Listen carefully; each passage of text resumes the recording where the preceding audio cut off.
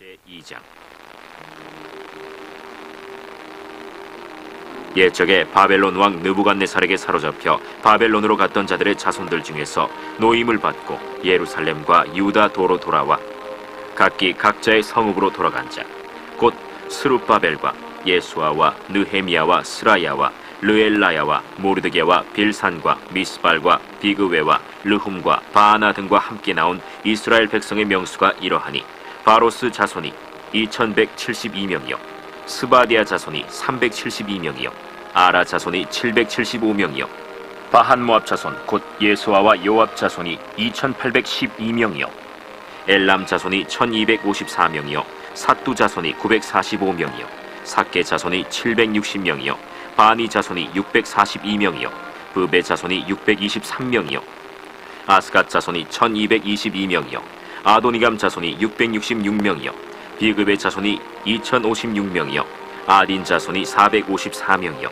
아델 자손 곧 히스기야 자손이 98명이요 베세 자손이 323명이요 요라 자손이 112명이요 하숨 자손이 223명이요 깃발 자손이 95명이요 베들레헴 사람이 123명이요 느도바 사람이 56명이요 아나도 사람이 128명이요 아스마웨 자손이 42명이요 기랴다림과 그비라와 브에롯 자손이 743명이요 라마와 게바 자손이 621명이요 믹마스 사람이 122명이요 베델과 아이 사람이 223명이요 느보 자손이 52명이요 막비스 자손이 156명이요 다른 엘람 자손이 1254명이요 하림 자손이 320명이요 로드와 하딧과 오노 자손이 725명이요 여리고 자손이 345명이요 스나 자손이 3630명이었더라. 제사장들은 예수아의 집 여다야 자손이 973명이요 임멜 자손이 1052명이요 바스훌 자손이 1247명이요 하림 자손이 1017명이었더라. 레위 사람은 호다위야 자손 곧 예수아와 간미엘 자손이 74명이요 노래하는 자들은 아삽 자손이 128명이요 문지기의 자손들은 살룸과 아델과 달문과 악국과 하리다와 소베 자손이 모두 139명이었더라. 느디님 사람들은 시하 자손과 하수바 자손과 답바옷 자손과 게로스 자손과 시야하 자손과 바돈 자손과 르바나 자손과 하가바 자손과 악굽 자손과 하갑 자손과 사물레 자손과 하난 자손과 기델 자손과 가할 자손과 르아야 자손과 르신 자손과 느고다 자손과 갓삼 자손과 우사 자손과 바세아 자손과 베세 자손과 아스나 자손과 무우님 자손과 느부신 자손과 박북 자손과 하그바 자손과 할훌 자손과 바슬룻 자손과 무히다 자손과 하르사 자손과 바르고스 자손과 시스라 자손과 데마 자손과 느시아 자손과 하디바 자손이었더라. 솔로몬의 신하의 자손은 소대 자손과 하소베렛 자손과 브루다 자손과 야알라 자손과 다르곤 자손과 깃델 자손과 스바디아 자손과 하딜 자손과 보게렛 하스바인 자손과 아미 자손이니 모든 느디님 사람과 솔로몬의 신하의 자손이 392명이었더라. 델멜라와 델하르사와 그룹과 아단과 임멜에서 올라온 자가 있으나 그들의 조상이 가문과 선조가 이스라엘에 속하였는지 밝힐 수 없었더라. 그들은 들라야 자손과 도비야 자손과 느고다 자손이라 모두 652명이요 제사장 중에는 하바야 자손과 학보스 자손과 바르실레 자손이니 바르실레는 길르앗 사람 바르실레의 딸 중에 한 사람을 아내로 삼고 바르실레의 이름을 따른 자라. 이 사람들은 계보 중에서 자기 이름을 찾아도 얻지 못하므로 그들을 부정하게 여겨 제사장의 직분을 행하지 못하게 하고 방백이 그들에게 명령하여 우림과 둠밈을 가진 제사장이 일어나기 전에는 지성물을 먹지 말라 하였느니라. 온 회중의 합계가 42,360명이요 그 외에 남종과 여종이 7,337명이요 노래하는 남녀가 200명이요 말이 736이요 노새가 245요 낙타가 435요 나귀가 6,720이었더라. 어떤 족장들이 예루살렘에 있는 여호와의 성전터에 이르러 하나님의 전을 그곳에 다시 건축하려고 예물을 기쁘게 드리되 힘자라는 대로 공사하는 금고에 드리니 금이 6만 1,000달이요 은이 5,000만에요 제사장의 옷이 100벌이었더라. 이에 제사장들과 레위 사람들과 백성 몇과 노래하는 자들과 문지기들과 느디님 사람들이 각자의 성읍에 살았고 이스라엘 무리도 각자의 성읍에 살았더라. 사도신경으로 우리의 신앙을 고백하겠습니다. 나는 전능하신 아버지 하나님, 천지의 창조주를 믿습니다. 나는 그의 유일하신 아들, 우리 주 예수 그리스도를 믿습니다. 그는 성령으로 잉태되어 동정녀 마리아에게서 나시고 본디오 빌라도에게 고난을 받아 십자가에 못 박혀 죽으시고 장사된 지 사흘 만에 죽은 자 가운데서 다시 살아나셨으며 하늘에 오르시어 전능하신 아버지 하나님 우편에 앉아 계시다가 거기로부터 살아있는 자와 죽은 자를 심판하러 오십니다. 나는 성령을 믿으며 거룩한 공교회와 성도의 교제와 죄를 용서받는 것과 몸의 부활과 영생을 믿습니다. 아멘. 찬송가 268장입니다. 찬송가 268장 죄에서 자유를 얻게 함은 함께 찬송하도록 하시겠습니다.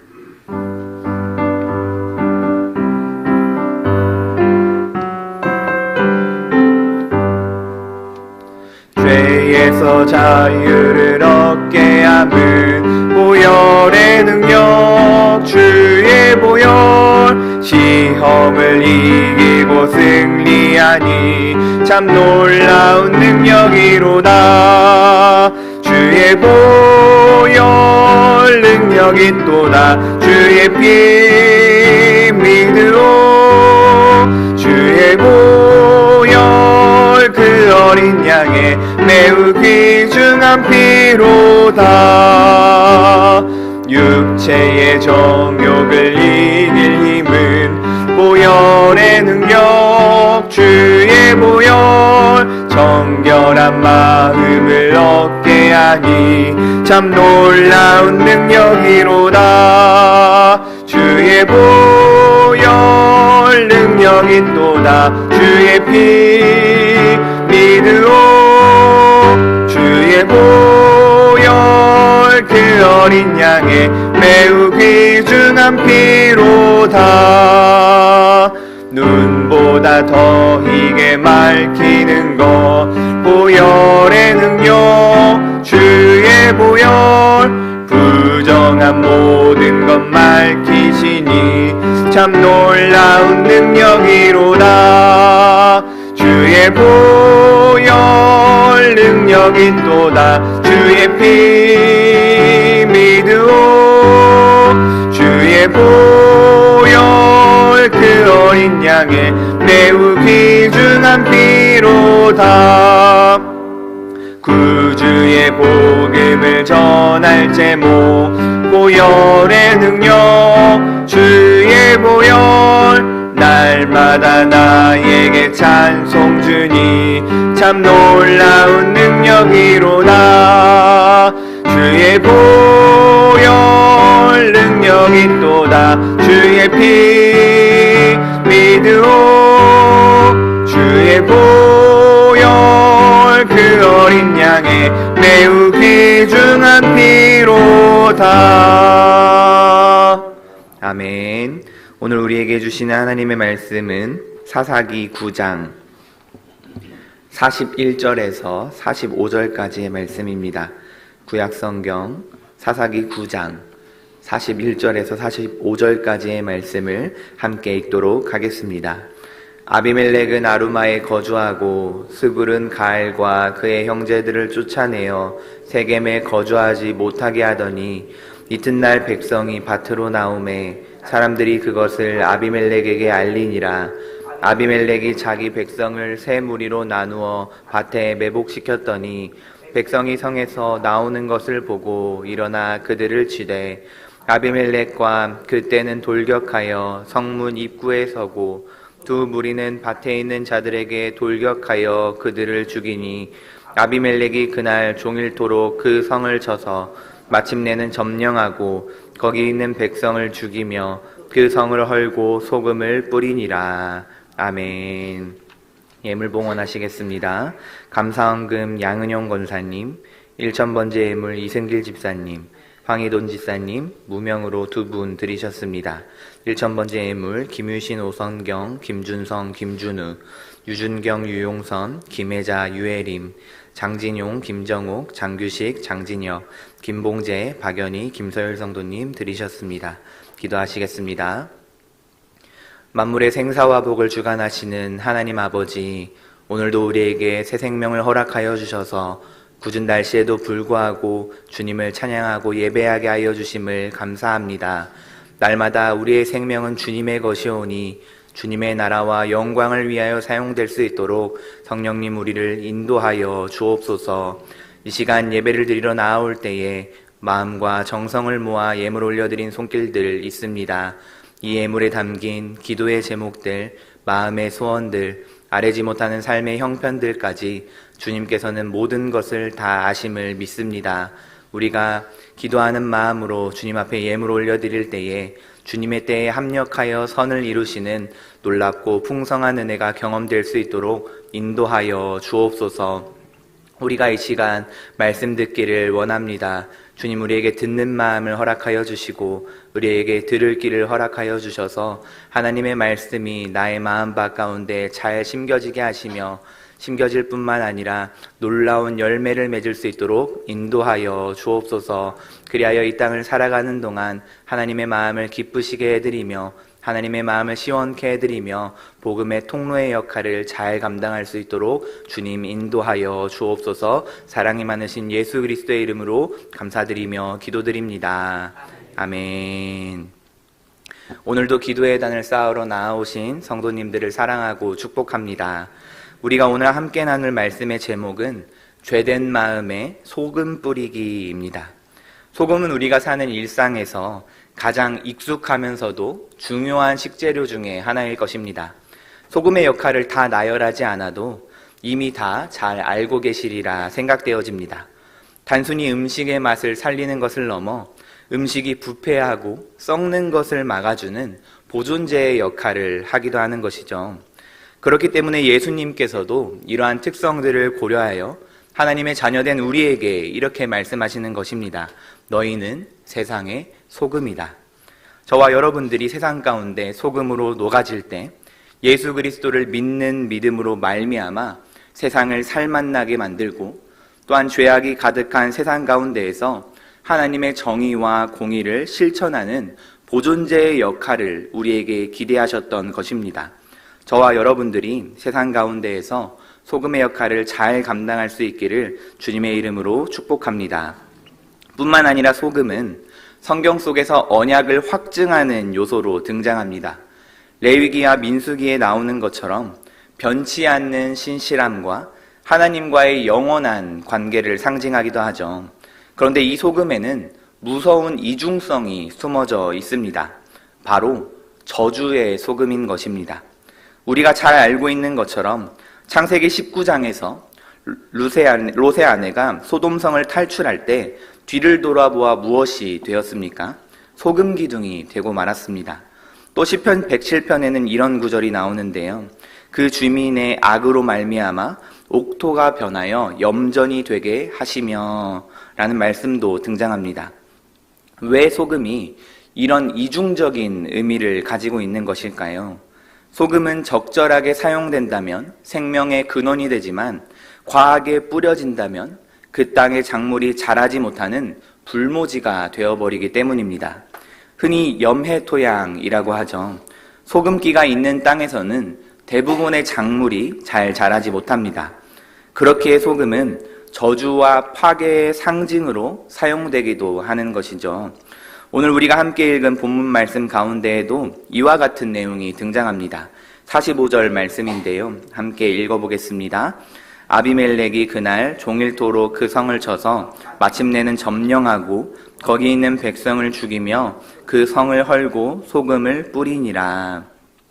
아비멜렉이 세겜성에 소금을 뿌린 행위는 단순히 승리의 기쁨을 표현하거나 약탈을 한 수준을 넘어서는 것입니다. 그는 세겜 사람들을 모두 죽인 것도 모자라 그 성읍을 완전히 허물었습니다. 그리고 그 파괴된 터에 무엇을 뿌렸습니까? 소금을 뿌렸습니다. 이러한 행위는 방금 우리가 나눈 소금의 이중적인 의미를 가장 극명하게 보여주는 장면입니다. 아비멜렉은 자신에게 반기를 든 세겜이라는 도시를 영원히 다시 세워지지 못하도록 파괴하고 저주한 것입니다. 소금으로 인해 세겜 땅은 불모지가 되어 농사를 지을 수 없게 되었고 생명이 움틀 수 없는 황무지가 되어버리는 것입니다. 다시 말해 세겜이라는 이름과 그 역사가 이 땅에서 완전히 끊어지고 소멸되기를 바라는 그 저주를 그 땅 위에 새겨놓았다라는 것입니다. 모든 사람을 죽이고 땅을 저주하는 이러한 끔찍한 일들은 왜 일어나는 것일까요? 아비멜렉과 세겜, 가알과 스불의 이야기가 겉으로 보기에는 고대 이스라엘의 정치적인 암투와 복수국 같이 보여지지만 사실 그 이면에는 사사기가 우리에게 말하고자 하는 핵심이 숨겨져 있는 것입니다. 무엇일까요? 죄의 파괴성입니다. 하나님의 통치를 거부한 백성들의 비참한 자화상입니다. 우리와 하나님과의 관계가 끊어지게 만드는 가장 치명적인 요소가 무엇입니까? 바로 죄입니다. 그런데 이 죄는 마치 잡초와도 같아서 우리의 마음의 좋은 밭을 계속해서 황폐하게 만듭니다. 그렇다면 그 죄를 어떻게 해야 할까요? 그냥 풀베듯 위에만 살짝 쳐내면 되는 것일까요? 아닙니다. 뿌리째 뽑아야만 하는 것입니다. 그런데 죄에 대한 우리의 마음의 태도는 어떻습니까? 이 정도 사소한 죄는 괜찮겠지. 잠시 유혹에 빠졌지만 다시 돌아가면 돼. 큰 죄는 아니잖아. 회개하면 돼. 죄와 싸울 때 때론 이런 안일한 마음이 우리에게 찾아오기도 하지 않습니까? 사실 세겜 사람들의 태도가 이러했습니다. 42절 말씀을 한번 볼까요? 함께 읽겠습니다. 이튿날 백성이 밭으로 나오매 사람들이 그것을 아비멜렉에게 알리니라. 세겜은 지금 어떤 상황 가운데 있었습니까? 가알이라는 인물을 중심으로 아비멜렉에게 반역을 꿈꾸다가 그것이 들통나 아비멜렉이 응징하고 있는 상황이었습니다. 이미 가알은 아비멜렉과 싸우다 도망쳤으며 많은 사람들이 다치고 죽었습니다. 그런데 백성들이 지금 어떻게 하고 있다는 것입니까? 아비멜렉이라는 위험 요소, 직접적인 문제는 아직 해결된 것이 아닌데 마치 아무 일도 없었다는 듯이 일상으로 돌아가려고 하고 있는 것입니다. 며칠이 지났으니 괜찮겠지 라는 안일한 마음으로 무방비하게 밭일을 하러 나간 것입니다. 이러한 안일함이 무엇을 초래했을까요? 43절과 44절 말씀처럼 매복하고 있던 아비멜렉의 무리에 의해 죽임을 당하게 되고 맙니다. 결국 세겜 백성들의 안일함은 그들의 생명을 빼앗는 비극으로 이어졌습니다. 사랑하는 성도 여러분, 이것이 바로 죄의 무서움입니다. 죄를 대수롭지 않게 여기고 잠시 방치해두면 그것은 반드시 우리를 무너뜨리고 마는 것입니다. 작은 균열이 시간이 지나면 큰 무너짐을 불러오는 것처럼 사소해 보이는 죄 하나가 결국 우리와 하나님과의 관계를 완전히 끊어버릴 수도 있다는 사실입니다. 그렇기 때문에 죄된 습관, 미움, 질투, 음란, 탐심 같은 것들을 그저 참고 이겨내는 것에서 그쳐서는 안 됩니다. 그것은 죄의 씨앗이 다시 싹트도록 방치하는 것과 같습니다. 그렇다면 어떻게 해야 할까요? 뿌리째 뽑아야만 합니다.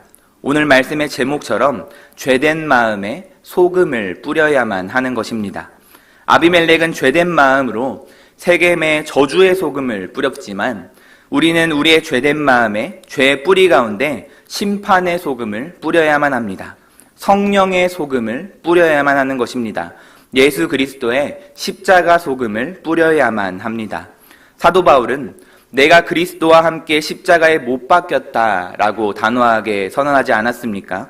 우리의 옛사람, 즉 하나님을 거역하는 죄된 자아는 이미 십자가에서 예수님과 함께 죽었습니다.